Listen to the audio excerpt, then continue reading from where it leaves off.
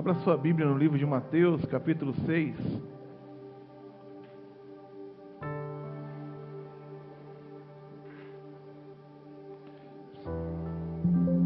Mateus, capítulo 6. Um dos textos mais conhecidos, com certeza citados dentro do cristianismo. Eu vou ler a partir do versículo 5 até o versículo 15. E o texto diz assim: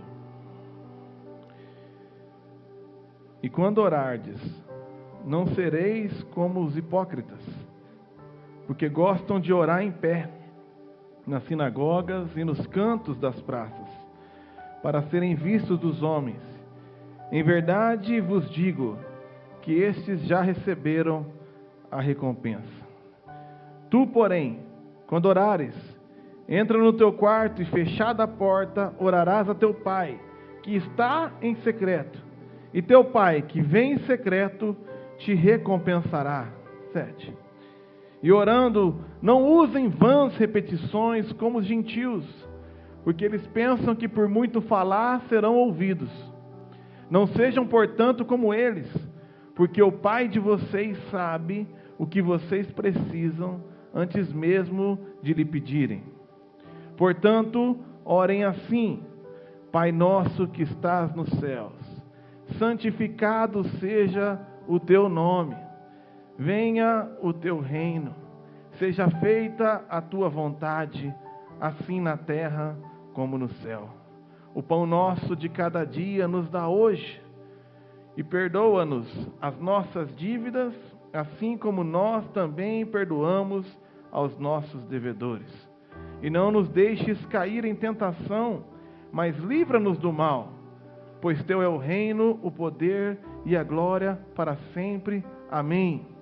E no versículo 14 ele continua dizendo: Porque se perdoarem aos outros as ofensas deles, também o Pai de vocês que está no céu perdoará a vocês.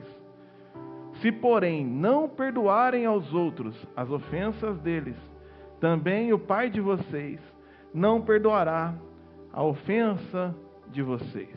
Palavra de Deus. Irmãos, eu tenho uma grande familiaridade com esse texto, na verdade com esse livro de Mateus, porque meu pai se inspirou nesse livro para dar o meu nome.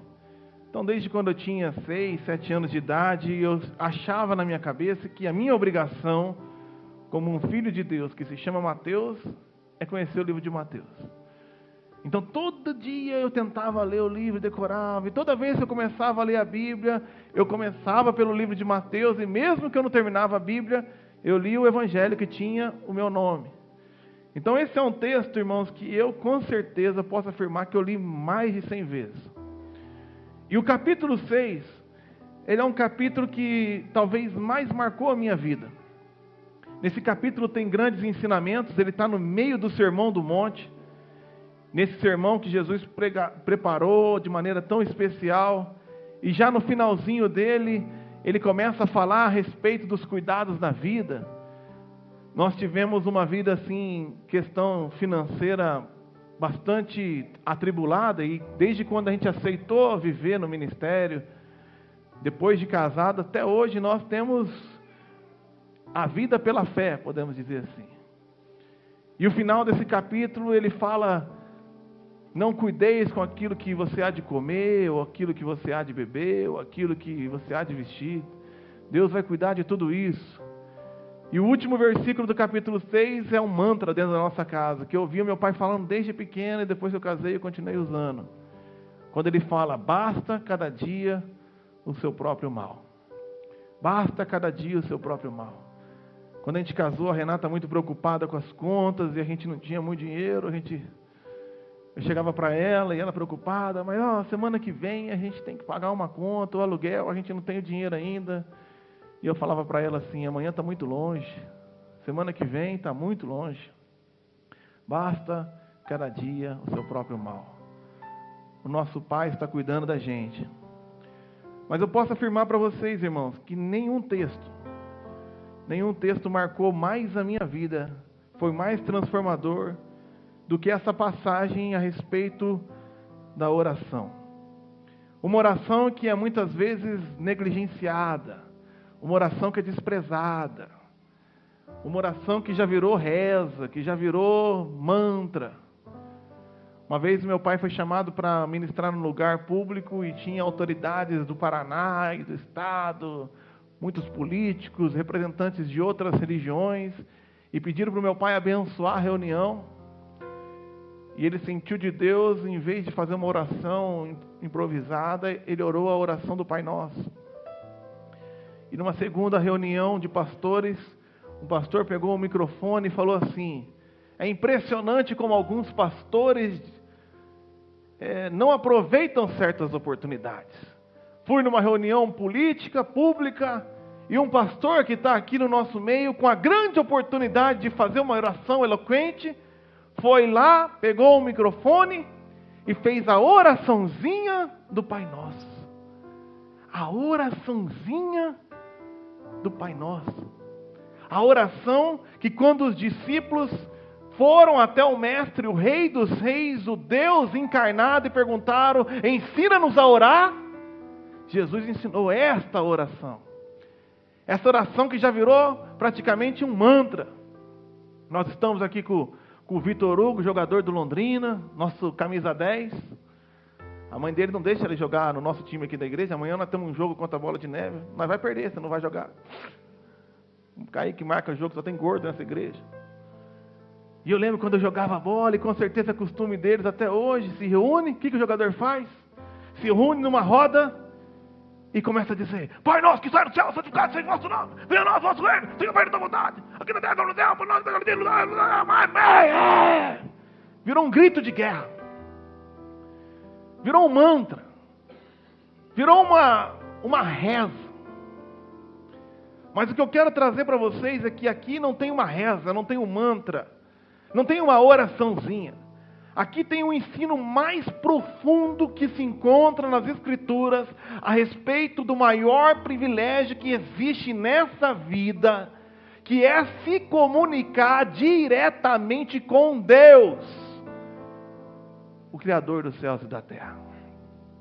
Leonardo Ravenhill falou que a oração, além de ser desprezada e mal compreendida, é um momento onde Deus precisa ter mais paciência com os seus filhos. Pois é muitas vezes nesse momento de oração que a gente, de maneira inútil, tenta ensinar a Deus a ser Deus. Onde nós expressamos as nossas mesquinharias. Tiago fala que a gente ora, mas não recebe nada. E não recebe porque ora mal. Ora para conseguir as coisas por puro deleite, por puro egoísmo. O que eu quero trazer para vocês nessa noite, esta reza que você decorou, é um pouco do que o Senhor me ensinou nesses anos a respeito da imensa profundidade que há a respeito deste ensinamento, desse grande privilégio de se comunicar com Deus. Eu confesso para os irmãos que para que eu pudesse fazer isso de um pouquinho mais consistente, eu demoraria 1 mês, 2 meses ministrando. Mas se Deus me der graça, eu quero nessa noite, em menos de 1 hora, fica tranquilo, expressar um pouquinho do que o Senhor me ensinou a respeito dessa oração. Primeiro ele começa rompendo com todas as barreiras, chamando Deus de Pai. No aramaico, é Abba, no grego Abba, Paizinho querido. Nós entendemos que nós devemos manter a reverência, o santo temor, porque nós estamos falando com Deus. Mas aqui Jesus rompe com tudo, porque Ele está pegando toda aquela distância que havia entre os homens e o Criador, e agora falando para eles que quando você for falar com Deus, você tem que chamar Ele de Paizinho querido. Ele começa nos ensinando a respeito de intimidade, de relacionamento íntimo. Você não está falando com um ser distante que não se importa, mas com o seu papai, com alguém que te ama, com alguém que se importa. E repare que isso se perdeu. Se perdeu porque quando nós vamos orar, irmãos, mas parece um teatro. Parece uma exibição. Sabe o que eu nunca entendi? Porque quando as pessoas vão orar, elas mudam o sotaque. Dependendo da linha, ela muda até o sotaque dela na oração. Ela muda a conjugação verbal. Querido Deus, amado Pai, Tu que criastes o mundo antes da fundação do mundo, Tu podes... Quem fala assim? A oração é conversa com teu Pai. Quem chega na casa do Pai, já dei esse exemplo milhares de vezes. O Antônio chega lá no Fernando, com sede daquele suquinho de abacaxi que só a mãe dele sabe fazer e nunca mais me ofereceu. E fala: querido Pai e amada Mãe, Tu que me criastes numa linda noite de amor. E depois de 9 meses veio o resultado. E formosamente, amavelmente tem me educado em todos esses anos, com muito amor, com muita graça, com muita misericórdia. Poderias, ó Pai, permitir o livre acesso à sua geladeira e tomar um gole daquele suco de abacaxi. Tu sabes como ele vai me refrigerar, como ele vai me refrescar, mas que não seja feita a minha vontade, a tua.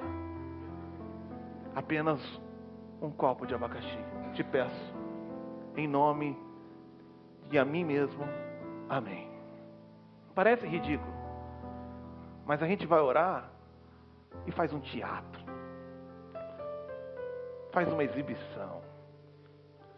O texto começa falando: quando você for orar, não seja como os hipócritas. O termo grego aqui é ator. Não seja como um ator que está se exibindo, que está fazendo uma performance. Eu tenho uma Bíblia aqui, que na verdade é uma paráfrase, chama A Mensagem. Um pastor dos Estados Unidos pegou as palavras no original, mas ele não foi traduzindo a Bíblia palavra por palavra, ele foi traduzindo a intenção do texto. Então a sua leitura parece um pouco diferente, mas eu quero ler essa passagem do 5 até o 8 na versão A Mensagem. E olha o que Jesus está falando nessa versão a respeito de oração. Quando forem à presença de Deus, não façam disso uma produção teatral. Essa gente que faz da oração um show, buscando o estrelato. Vocês acham que Deus está no camarote apreciando o espetáculo? Não façam na oração um teatro.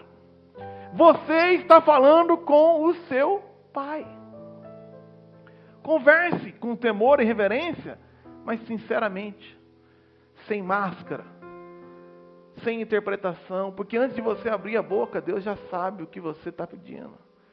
Não tente enganar a Deus, não tente interpretar para Deus, não tente ludibriar a Deus, não tente repetir, para que por meio da insistência convença a Deus a mudar o seu coração. Não, abra o seu coração diante de Deus, diante do seu Pai.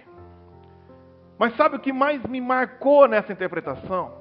O fato de a gente geralmente orar o Pai Nosso em lugares públicos faz a gente não perceber a conjugação verbal do texto. O texto diz assim: Pai Nosso. E a gente não pega isso porque geralmente a gente ora em público, Pai Nosso. Mas o texto fala: quando for orar, fecha a porta do teu quarto, e o Deus que te vê em secreto te recompensará. E quando você estiver lá no teu quarto, em secreto, você ora, Pai Nosso. Então você está orando por você, mas também está orando pelos seus irmãos. Fecha a porta do teu quarto. E lembre-se que o Pai Celestial não é só teu Pai. Ele é Pai teu, mas é Pai do seu irmão também. Então presta atenção que você vai orar. Presta atenção que você está falando, porque talvez você esteja falando com o Pai a respeito de outro irmão teu. Isso é muito importante. Eu estava mostrando hoje na hora do almoço para as meninas lá em casa uma música que a Renata gostava de amar, gostava de ouvir. Eu não vou dar o nome do defunto, mas a música dele chama Deus e Eu. Presta atenção. Deus e eu. E ele vai cantando. A partir de hoje, sou Deus e eu e mais ninguém. Eu vou contar para ele, vou contar tudo para ele. Vou fechar a porta do meu quarto e de repente ele abre no meio da música e começa a ministrar a respeito desse texto. E ele tem a cara de pau, Kaique. Mas não é que ele é cara de pau. Ele é só a manifestação do que virou a igreja evangélica e a oração cristã. Ele cita Mateus 6, ele cita esse texto e fala assim: não pisa no meu calo não, porque eu sou que nem criança mimada. Se você pisar no meu calo, eu vou para o meu pai e conto tudo para ele. Eu vou contar para ele, vou contar tudo para ele, pois a partir de hoje é Deus e eu e mais ninguém. De onde surgiu isso? Que o povo, eu tenho nojo dessa música. Eu tenho nojo desse cristianismo do Deus e eu e mais ninguém. O Pai é nosso.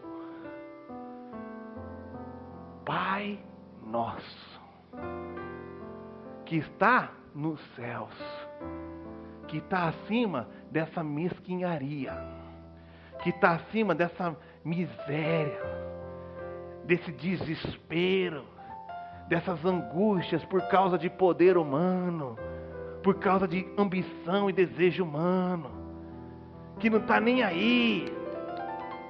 Está nem aí que vão dizer, disseram, vão falar de mim, vão falar, eu vou contar para ele, pisou no meu calo, ele está acima. Acima de tudo, acima de todos. E ele não se rebaixa para o nosso nível. Ele nos convida a subir ao nível dele. A começar a ver as coisas pela perspectiva dele. A oração começa lembrando: Pai nosso, que estás no céu, que vê as coisas como elas devem ser, que vê as coisas por um panorama maior, mais amplo, que vê as coisas ontem, vê as coisas hoje e vê as coisas amanhã. Pai que estás no céu, onisciente, sabe de tudo. Ele sabe o que vai acontecer amanhã, Ele sabe o que é melhor para você, Ele ouve as conversas que você não ouve, Ele sabe das coisas que você não sabe, Ele vê o que você não vê. Então, Pai, você que não está aqui, nesse mundo ralo, mas estás no céu, santificado seja o teu nome. E ele começa a adoração. A adoração é o momento onde a gente começa a contemplar a grandeza de Deus. E quando a gente contempla a grandeza de Deus, a gente contempla também a nossa pequenez. E por que é importante contemplar a grandeza de Deus? Porque quando a gente começa a contemplar o tamanho do nosso Deus, o tamanho dos nossos problemas começa a diminuir, irmão. Esse é o nosso problema. A gente ajoelha e começa a apresentar os nossos problemas como se fossem gigantescos. Esquece que o nosso Deus é santo, é grande, é onisciente, é onipotente, é onipresente. Basta uma palavra dele e tudo muda. Nós temos que começar a adorar. Santificado seja o teu nome. Acima de tudo, acima de todos. Davi, quando estava diante de Golias, não percebeu a sombra do gigante. Ele percebeu a sombra do onipotente. Ele fala: na sombra do onipotente descansará.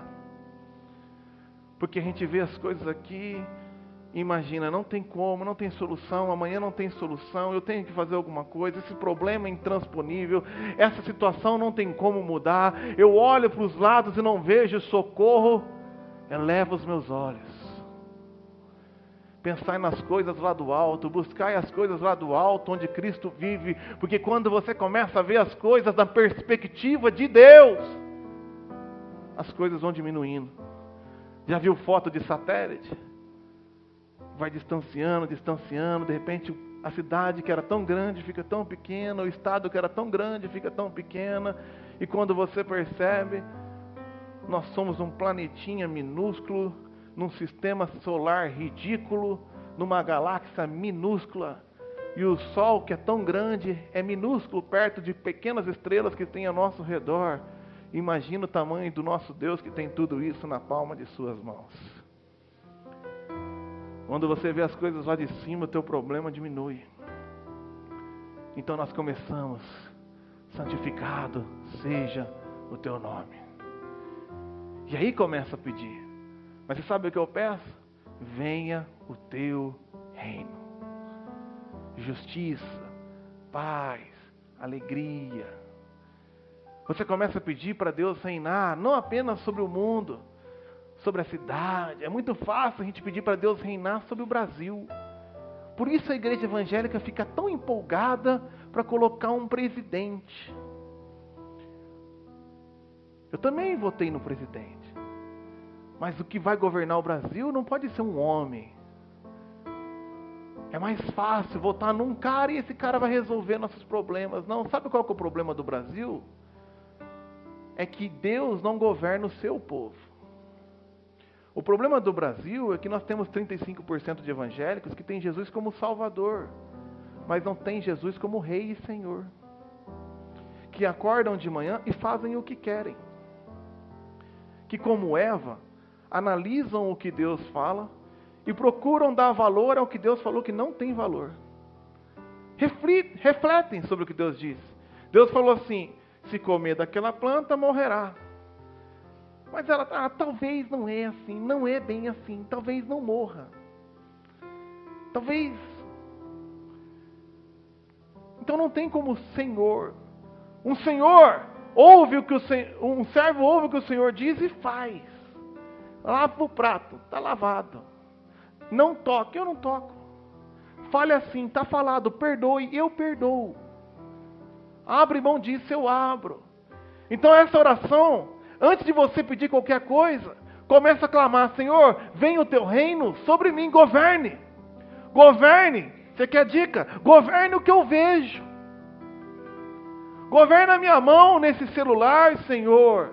Que eu clique onde o Senhor falar para clicar, e onde não é para clicar, que eu não clique. Governe o que eu tenho ouvido. Venha o teu reino sobre as minhas palavras, porque a vida e a morte estão no poder da língua. Mas eu só uso isso aqui para amaldiçoar, para trazer maldição, para invocar desgraça.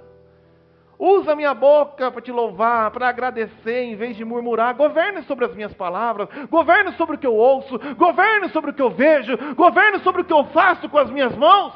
Governo para onde eu vou com os meus pés, porque se eu viver debaixo do governo de Deus, é feita a sua vontade. E sabe qual que é a vantagem disso? Porque a vontade de Deus é boa, perfeita e agradável. E o problema da minha vida não é que a vontade de Deus está acontecendo. O problema da minha vida até hoje é que a minha vontade está acontecendo. E você sabe, se você for como eu, hoje eu quero uma coisa, amanhã não quero mais. Hoje eu acho que isso é a melhor coisa para mim, e eu busco, que eu alcanço e depois estou reclamando. Eu não sei o que é bom para mim. Eu não sei o que é bom para mim porque eu não... mas eu não imaginava que isso ia acontecer. Não imaginava porque eu não sei de nada. Eu só acho. Eu acho que o Alan pensa isso. Eu acho que vai acontecer isso no mês que vem. Eu acho que o governo vai fazer isso e aquilo. Eu acho. Eu tenho um amigo meu que fala: quem acha não sabe de nada. Ou você sabe, ou você não sabe. Se o cara chega para mim e fala assim: pastor, eu acho, eu não quero saber a tua opinião. Você sabe? Não, eu acho. Então não importa. Porque enquanto a gente acha, Deus sabe. Ele vê. Se eu desse aqui para vocês, eu tivesse o poder de falar: está aqui a onipotência de Deus. Faz o que você quiser hoje. Se você quiser mudar qualquer coisa hoje na tua vida, na vida de qualquer pessoa, muda. Com certeza nós mudaríamos. Mas se você tivesse também a onisciência de Deus, e soubesse tudo que Deus sabe, você mudaria? Porque se você soubesse o que Deus sabe e mudasse alguma coisa, o que você está me dizendo é que você é melhor que Deus. E esse é o nosso problema. A gente se acha melhor que Deus. E pedimos para ser feita a minha vontade. Eu vou até Deus em oração para conseguir o que eu quero. Eu quero isso. Ah, que oração difícil, seja feita a tua vontade. É como se Deus fosse um tosco que estivesse esperando uma oportunidade para fazer eu me dar mal. Deus é bom, irmãos. Deus é bom o tempo todo, a sua misericórdia dura para sempre.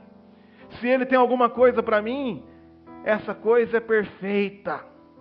Eu não tenho todas as informações que Deus tem, mas Ele tem. E Ele me ama. E Ele dá prova do seu amor morrendo por nós. E se você que é mal sabe dar coisas boas para o seu filho, quanto mais o nosso Pai Celestial. Eu dei o exemplo aqui uma vez. Eu gosto de dar tudo que minhas filhas, se eu puder dar, e elas precisarem, eu dou. Mas eu sou mal. Eu sou mal mesmo. Por exemplo, eu detesto dividir batata frita. Eu detesto. É uma coisa que não sei que está dentro de mim, eu não sei. Se eu for no McDonald's, eu chego lá. Se eu tiver dinheiro, eu vou no McDonald's. Se eu não tiver dinheiro, eu não vou. Mas se eu tiver dinheiro e conseguir entrar no McDonald's, eu vou falar o seguinte: vocês pegam o que vocês quiserem. Mas o meu Big Mac, 2 hambúrgueres alface, queijo molho especial, cebola pix com pão de gergelim é meu. E vai ser combo, batata grande mais R$1, coca grande mais R$1, e tá aqui. E eu não divido com ninguém. E a Renata, a Ana, eu não quero, eu só quero um cheeseburger. E vai comendo. Aí você começa a contabilizar, se você tem essa circunferência, você começa a contabilizar a medida da porção entre a mordida do hambúrguer e as batatas que vai dando aquele, né? De repente, no meio, alguém faz assim, puf. Irmãos, é como se tirasse a minha alma, cara. Mas eu faço assim, eu faço assim, devolve! Ai, pai, é só uma batata. Não é só uma batata, é a minha batata. Compra outra batata. Toma, gasta o dinheiro do aluguel numa batata, mas essa batata é minha. Mas você é tão egoísta, eu sou, irmãos. Se eu tiver R$1 para comprar um batom, eu vou comprar um batom e vou comer correndo antes de chegar em casa para jogar o papel no lixo e ninguém descobrir. Se eu tiver R$4, em vez de comprar 4 batons, eu vou comprar uma barra de chocolate no Almeida e vou sair comendo. E quando eu chegar na esquina, eu vou parar o carro. E se você acha que eu estou mentindo, eu não estou mentindo. Eu paro o carro na esquina e começo... Porque eu penso assim, eu vou dividir. Vou comer só essa... Mas, poxa, você come aquele crush. Aquilo é uma sacanagem. Ai, tá tão bom. As meninas estão na academia. Aí chega num ponto, irmãos, um ponto do pecado que não tem mais volta. Você fala, se eu aparecer com meia barra, então o que é o certo fazer? Comer tudo. Pelo amor do casamento. Então eu paro na esquina e devoro. Não vou jogar na rua, que é pecado, mas eu vou acumulando. Se você for na porta do meu carro lá, você vai ver a marca do pecado. Mas, irmãos, eu sou esse cara egoísta que não divido batata nem chocolate, mas eu sei dar coisa boa para as minhas filhas. Eu sei me sacrificar por elas. E eu sou mau. Agora, se eu sou assim, eu paro o carro para não dividir um chocolate. E sei dar uma coisa boa para minha filha, quanto mais o seu Pai Celestial não vos dará tudo que vos pedir em seu nome. Certamente algumas coisas Ele não dá. Porque se eu sou um bom pai, eu não dou tudo o que minha filha quer, mas eu dou tudo o que ela precisa. Eu não posso chegar na hora do almoço todo dia e dar uma barra de chocolate para ela. Porque se eu der uma barra de chocolate para ela, com 15 anos ela está com diabetes. Mas eu dou tudo o que ela precisa. Arroz, feijão e carne tem todo dia.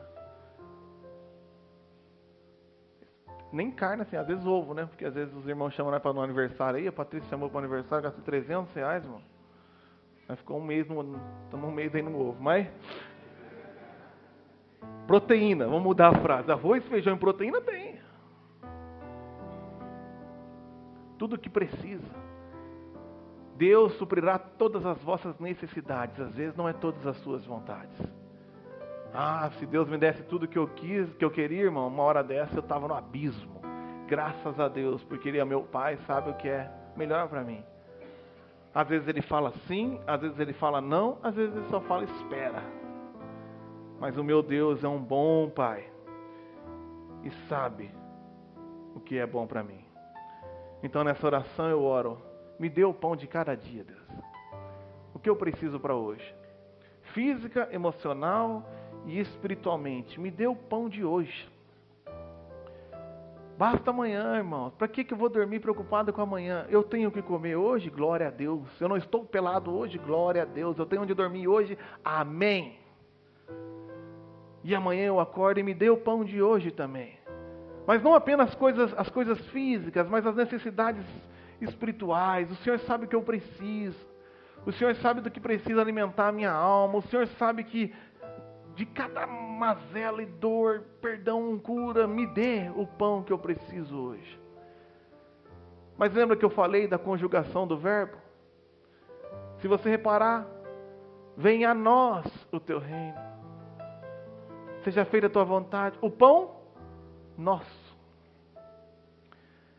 Eu estou orando pelo meu pão, mas eu estou orando pelo pão do Tiago também.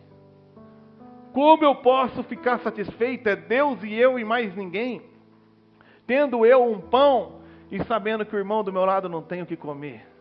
Viro para ele e falo, Deus abençoe. Isso não serve para nada. Você tem que abençoar e falar, Deus abençoe. Ah, eu não tenho o que comer, vou orar por você. Não presta. Porque eu aprendi com Jesus Cristo no final do capítulo 9 de Mateus e no começo de 10. É que quando você orar para Deus, você tem que estar disposto a ser resposta da tua oração. Ele fala assim no final do 9. Ore ao Senhor da seara, que envie trabalhadores para a colheita. E no começo do 10 ele vira para as mesmas pessoas e fala, agora vão. Vocês que oraram pedindo para o trabalhador, você é a resposta da tua oração, você é o trabalhador. Então quando eu oro, Senhor, me dê o pão, mas dê para esse povo também, você tem que orar e estar disposto a ser resposta da tua oração, porque não é Deus e você e mais ninguém. Nós somos um povo, nós somos um corpo, nós somos uma família. É Deus e nós, o nosso pão de cada dia. E eu não posso ter de todas as riquezas espirituais em Cristo Jesus e saber que tem um ente querido meu que não tem o que comer e ficar sentado e ficar lamuriando e ficar criticando. Eu não posso vir para a igreja, saber que eu tenho acesso à presença de Deus e à palavra de Deus e não compartilhar esse pão com os meus irmãos, com os meus entes queridos, com os meus familiares, com os meus filhos. Eu não posso dormir em paz sabendo que eu estou alimentando do pão vivo que desceu do céu aqui, e saber que tem gente que precisa, que eu conheço e não faço nada. Isso não existe. Não existe. Havia 4 leprosos em 2 Crônicas 6, e quando eles descobriram o povo cercado com fome, descobriram que havia comida, que os inimigos tinham cercado, eles começaram a comer, a se enriquecer, e falou, não fazemos bem, nós estamos aqui nos alimentando, e o povo está morrendo de fome, voltemos e anunciemos as boas novas.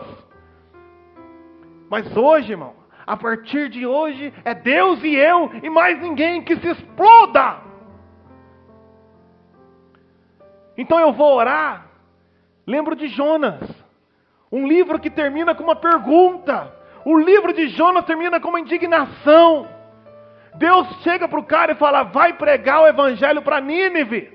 Ah, mas aquele povo é um lixo, aquele povo é uma desgraça, aquele povo é estuprador, aquele povo abusa de criança, aquele povo é violento. Eu não vou pregar para esse povo não, eles merecem se dar mal. Eu contei para o Senhor, eu quero que eles morram, Deus, eu quero que eles se deem mal. E ele foge. E depois ele é jogado no mar, engolido pela baleia e cuspido no meio dos ninivitas. Prega o evangelho e o povo se arrepende. 120 mil pessoas se arrependem. Então ele senta esperando o juízo. E ele fala, o texto fala que ele fica no monte esperando a vingança de Deus, mas vem a misericórdia. Vem a misericórdia. E ele começa a ficar indignado. Olha que loucura que virou. E ele era careca e parece que começa a vir um sol quente na cabeça dele. Então Deus faz nascer uma plantinha. E uma planta de crescimento espetacular, porque em um dia já dá uma sombra para ele. E ele fica feliz com a planta dando sombra. Mas no outro dia vem um vento quente e a planta morre. E o texto no final do capítulo 4 mostra Jonas indignado porque a sombra morreu. Então Deus, no alto da sua indignação, fala assim: você não se importa com 120.000 almas e está irado porque morreu uma planta. Você sabe o que eu penso isso, irmão? Porque Deus vê você ajoelhado por causa de um carro, por causa de R$1.000 a mais no emprego. Por essa causa eu me ajoelho. Por essa causa eu quero um milagre. Eu quero um milagre. Eu quero um carro, um carro, um carro. E o teu filho está indo para o inferno. E não se importa. Não se importa. Não se importa. Você não se importa? Tem 14.000 almas indo para o inferno nessa cidade. Você não se importa? Se isso não faz você orar, irmão, então você entra na segunda parte. Perdoa as nossas ofensas. Perdoa. Porque eu choro por um carro. Eu choro porque a minha casa está cheia de poeira. Eu choro porque eu não tenho a cama king size. Eu choro porque eu só tenho Amazon Prime, Netflix e HBO. E não tenho dinheiro para Disney Plus. Eu choro porque todo mundo foi para a praia em Florianópolis e eu fui para Guaratuba. Eu choro porque todo mundo foi de avião e eu fui com o meu carro 1.0. Mas a tua família está morrendo. Os teus vizinhos estão morrendo. Essa cidade está morrendo. E ninguém se importa? Perdoa as nossas dívidas, Senhor. Perdoa os meus pecados. Graças a Deus, Ele é rico em misericórdia, tardio em irar-se. E a palavra de Deus fala em Salmos 34 que Ele não despreza um coração humilde e quebrantado. Essa é uma oportunidade, irmãos, porque se você não acordou, é a hora de você pedir perdão. Perdão porque eu me importo com o que não importa. Perdão que eu esqueci porque eu vim na igreja. Perdão porque eu esqueci o que o Senhor fez por mim. Perdão porque eu vim daqui, nem sei o que eu estou fazendo aqui hoje. Perdão que eu nem sei porque eu virei pastor, esqueci. Eu fui crescendo, como diz a canção do David Keelan. E a vontade de crescer me tornou independente. Eu deixei de crer. Antes eu ficava feliz de vir aqui nessa igreja, irmão. Como eu falei aqui, mandei no grupo, Tiago sentado aqui, ó, numa cadeira branca segurando o celular, o Lucas na bateria ali, o Milton na porta, a Renata me acompanhando, as meninas correndo e 10 bancos vazios. E eu pregando como se não houvesse amanhã, e de repente a gente esquece. O cabo não está... pelo amor de Deus. Pelo amor de Deus, perdoa, Senhor. Perdoa as nossas ofensas. Mas olha como ele conjuga o verbo. Perdoa as nossas. Então você está pedindo perdão por você e está pedindo perdão por quem te ofendeu também. Você não pede perdão por você só. A gente é muito complacente, a gente é muito compreensível com as nossas falhas, irmãos. Mas a gente não tem paciência nenhuma com a falha dos outros. Você tem desculpa para todos os seus pecados. Mas o meu pai, a minha mãe, a minha criação, mas é que assim, ó, se você soubesse, se você tivesse na minha situação, tudo bem. E o outro? O outro é um babaca. A gente estava jogando vôlei na brincadeira lá, o pessoal errava, e eu falava assim, gente, perdoa o Fernando. Se você tivesse a mesma formação que ele, você sacaria miseravelmente dessa forma também. Se você tivesse a sua estatura de 1,5 m, você também não conseguiria sair do chão. É uma brincadeira, mas é uma verdade. Eu erro, foi mal, errei. Você erra, pelo amor de Deus, largam de ser burro. Como que pode ser burro desse jeito? Essas é umas pragas, essas crianças são umas pragas. E esquece a praga que era você. Eu estava conversando com o Henrique e ele falou que a Aline estudou na Unifil. A gente entendeu que ela tinha estudado no Londrinense, que era a mesma escola que eu estudei. E ela era 8.8, eu sou 8.7. Eu falei, se ela estudou no Londrinense, meu Deus, ela nunca mais volta na igreja. Não, estudou no universitário. Ufa, menos Porque se entra os irmãos da minha escola aqui, com 17 anos, fala, esse maluco é um idiota. Tem gente que vem aqui até hoje e fala assim, você não conhece o Mateus no passado. Mas como não conhece? Eu estou te contando, eu era um lixo. Um lixo. Mas eu fui alcançado pela graça de Deus. Então, em vez de eu ficar botando o dedo para a cara dos outros que eu acho lixo, eu fico vendo a oportunidade de serem alcançados pela graça de Deus também. Então, assim como Deus me perdoou, que o Senhor perdoe os seus pecados também. Assim como eu era ignorante, e Deus abriu os meus olhos, que Deus abra os seus olhos também. Assim como eu era egoísta, vaidoso, mentiroso, rebelde, e Deus me resgatou. Eu oro para que vocês sejam resgatados também. Inclusive e incluindo aqueles que me ofendem. Porque o texto não está condicionando, sim, como. Ele fala assim, assim como já perdoamos. Já perdoamos. Porque se eu nem perdoei, eu não devia nem ter a cara de pau de pedir perdão para Deus. Porque se eu não devo, se eu não perdoo a dívida do Alan comigo de R$100, como eu sou cara de pau de pedir perdão por R$1 bilhão que eu estou devendo para Deus? Jesus deixa isso muito claro de novo no versículo 14 e 15. Porque se perdoardes aos homens as suas ofensas, também o vosso Pai Celeste vos perdoará. Mas se porém não perdoares, acabou, não encha a minha paciência. Se você não perdoa, tchau, tchau, tchau, tchau, tchau. Então perdoa as minhas dívidas, assim como eu já perdoei. Pois você me feriu, mas eu feri muito mais a Deus. Obviamente já falei, irmãos, perdão é deixar ir, não é deixar ficar. Perdoar não significa confiar de novo. Perdão é deixar ir, sem se martirizar pelo que ficou, sem ficar preso, sem ficar amarrado.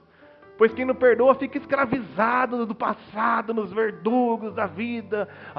Minha mãe, o fulano já era.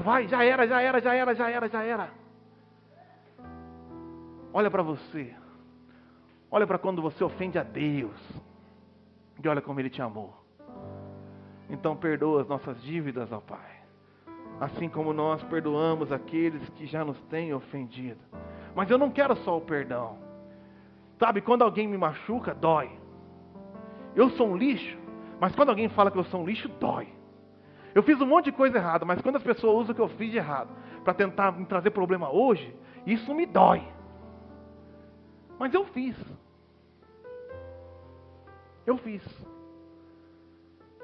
Mas sabe o que mais dói? É o que eu faço para Deus todo dia. Então assim como eu quero te perdoar, mas eu não quero que você continue infernizando a minha vida. Eu não quero continuar atormentando Deus. Então eu não quero só o perdão de Deus. Eu quero a libertação do pecado. Então não me deixa cair em tentação, Senhor.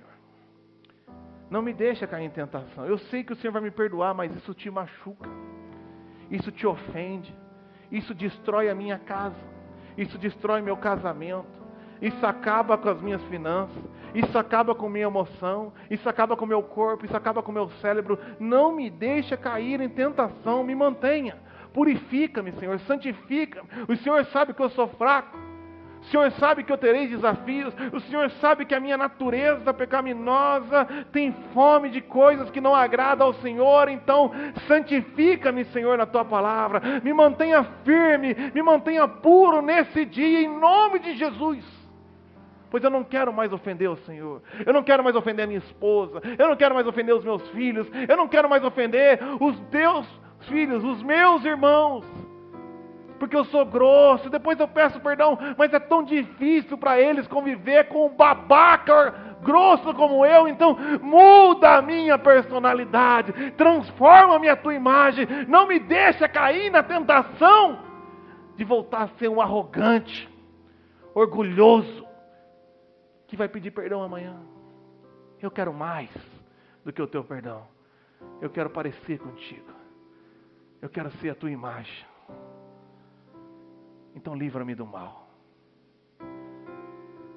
É interessante que ele termina falando livra-me do mal, porque você às vezes usa a falta de perdão como mecanismo de defesa. Sabe, já me ofendeu tanto. Eu confiei e fui frustrado. Eu ajudei e cuspiu na minha cara. Eu apoiei e falou mal de mim pelas costas. Então, quer saber? Não ajudo mais. Não perdoo mais. Não colaboro. Decepção, decepção, decepção. E a gente usa a falta de perdão como mecanismo de defesa, mas na verdade a gente não sabe que está tomando veneno e torcendo para o outro morrer. Quem está morrendo é você. Deus pede para você perdoar, mas você quer ser livre? Ora para Ele. Livra-me do mal, Senhor. Livra-me dos homens maus. Livra-me do Belial, do homem perigoso, do homem violento. Livra-me, Senhor, dos zombadores. Livra-me dos hipócritas. Livra-me, Senhor. Eu não sei quem é joio, eu não sei quem é trigo. Eu vou amar todo mundo, eu vou dar uma voto de confiança para todo mundo, mas eu não sei quem está esperando eu estender a mão para me esfaquear. O Senhor pediu para eu amar, então livra-me. Livra-me do zombador. Livra-me, proteja-me. Tu é a vingança. Eu não vou me vingar, mas cuida de mim. Cuida de mim. Confia na proteção dele, irmão. Confia na proteção, porque se você é pai e sabe defender tuas filhas, quanto mais o seu Pai Celestial. Eu protejo as minhas filhas, irmão. Tenho três. Eu morro por cada uma dessas meninas. Agora, se eu, que não divido uma batata, morro por essas meninas, morro pela minha esposa, oi, quanto mais o nosso Pai Celestial. E sabe o que Ele fez? Ele morreu para te proteger. Ele morreu para te livrar da morte. Ele morreu para te dar uma vida. Ele não vai morrer, Ele já morreu. Ele te guarda. Ele tem o teu nome escrito na palma das mãos. Ele coloca você debaixo de suas asas, como a galinha protege os seus pintinhos. E Ele nos protege. E na sombra do Onipotente descansará. E direi ao Senhor, Ele é o meu Deus. Ele é o meu Pai. Porque teu é o reino. E Ele tem todo o poder. E tua é a glória. Imagina você orar assim. Imagina você acordar de manhã assim, em vez daquela baboseira que você fala todo dia. Aquela mesquinharia que você fica derramando na presença de Deus. Eu estava em Florianópolis, irmãos, sendo exortado por Deus um período, e falei muita besteira para Deus. Falei besteira. Muito nervoso, muito revoltado, muito orgulhoso, muito arrogante, muito ferido. E chega num ponto que você está tão ruim que você não tem mais nada para falar. Então eu lembrei dessa mensagem. Eu voltei a trabalhar de Uber e eu trabalhava de 14 a 16 horas por dia. Eu não conseguia pagar as contas da minha casa. Eu era humilhado por aquele pessoal, eles são xenofóbicos. Eu era humilhado todo santo dia da minha vida e não conseguia trazer o sustento para minha casa por causa de uma direção que Deus deu. Eu estava no auge do ministério, Deus fez eu tombar e voltar a ser um ninguém em algum lugar. E quando eu estava muito humilhado, cansei de falar besteira, sabe o que eu comecei a fazer? Eu fazia isso aqui. O apartamento era pequeno, então eu ia no banheiro, ligava a água quente, ajoelhava e começava: Pai, o Senhor é meu Pai. Mas o Senhor não é só meu Pai. O Senhor é meu Pai, é Pai da Renata, é Pai da Annelise. O Senhor é Pai da Laura. O Senhor é Pai daquelas pessoas que me sacanearam também. O Senhor é o nosso Pai. O Senhor está aí no céu. Eu estou aqui amarrado aqui em Florianópolis, mas o Senhor está no céu. O Senhor está vendo tudo. O Senhor está entendendo o que está acontecendo. Eu não estou entendendo, mas o Senhor está entendendo. Então me ajuda a ver o que o Senhor está vendo. Me ajuda a ver pelos teus olhos. Porque o Senhor é santo, o Senhor é bom, o Senhor é perfeito, santificado seja o teu nome. O Senhor não faz nada errado, eu não entendo, mas o Senhor está fazendo tudo certo. Então venha o teu reino, Senhor, governa sobre a minha vida, porque quando eu governei, eu cheguei aqui, mas se o Senhor governar, eu vou desfrutar da tua vontade boa, perfeita e agradável. Então eu não vou ficar nesse banheiro pedindo um novo emprego, uma nova chance. Eu quero a tua vontade, eu quero só a tua vontade, é só a tua vontade que pode me completar, pois a minha vontade me colocou nesse buraco, mas a tua vontade vai me levar para o centro dos teus propósitos da minha vida. Seja feita a tua vontade, faz aqui na minha vida como o Senhor faz aí no céu. Me dá o pão de amanhã. Amanhã eu tenho que levantar e dirigir 16 horas, a minha costa está doendo. Eu detesto dirigir. Eu não tenho mais força no meu joelho esquerdo de tanto trocar a marcha. O meu carro está quebrando. Mas se eu não voltar para casa com R$250, eu não vou pagar o aluguel. Então, Senhor, me dê as viagens desse dia. Me dê a força, me dê energia, me dê a condição de batalhar amanhã, pois eu tenho uma família para cuidar. Mas essa família é tua. Ajuda a mim, ajuda aquele rapaz que eu dei carona e não tinha o que comer também. Ajuda aquele pastor que está no meio da pandemia e não está indo mais ninguém no culto dele, Senhor. Me perdoa, me perdoa. Me perdoa porque eu estou aqui, porque eu sou burro. Porque eu preguei que o temor do Senhor é o princípio da sabedoria, mas eu perdi o temor.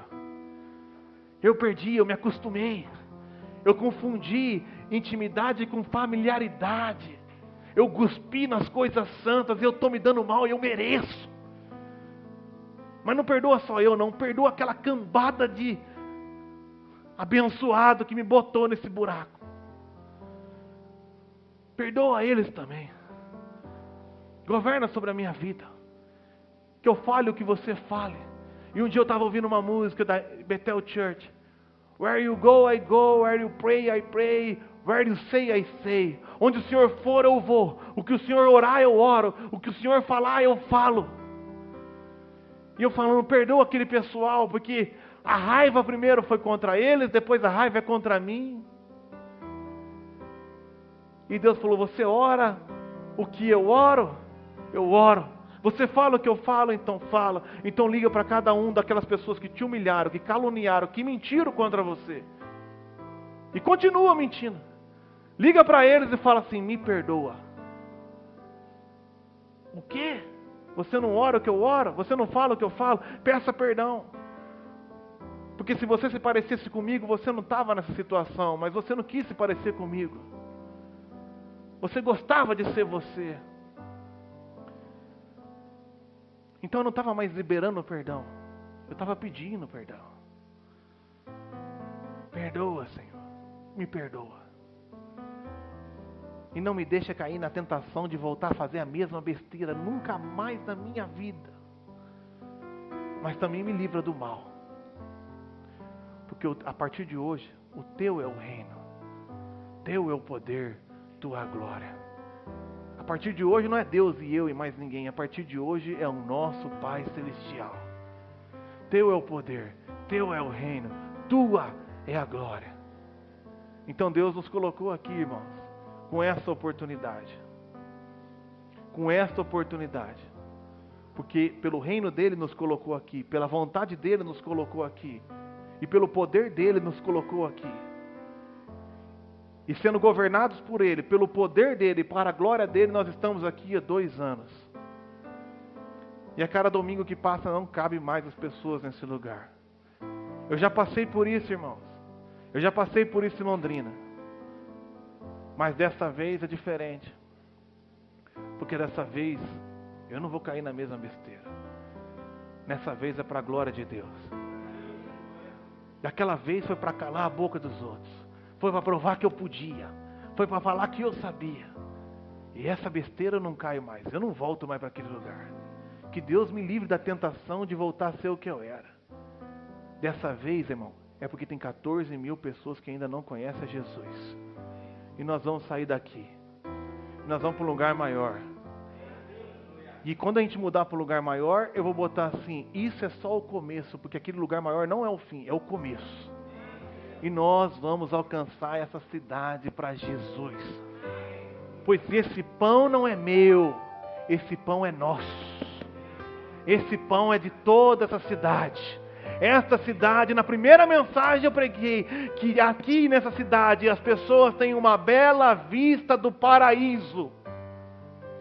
Porque eles vão olhar para mim e para você e não vai ver um religioso, um hipócrita. Eles vão ver Jesus refletindo no nosso rosto. Eles não vão ver o brilho da nossa arrogância, eles vão ver o brilho de Jesus, e não vai caber, e não está cabendo. Pois nem olhos viram, nem ouvidos ouviram, nem jamais penetrou no coração de homem algum o que Deus preparou para aqueles que o amam, e Deus é poderoso para fazer infinitamente mais do que tudo que pedimos ou pensamos, segundo o seu poder que opera em nós. Essa é uma oração boa para se fazer. Não creia que é uma oraçãozinha. Creia que é a oração mais poderosa, que vai mudar a tua vida, vai mudar teu casamento. E se a gente fizer junto, vai mudar essa cidade.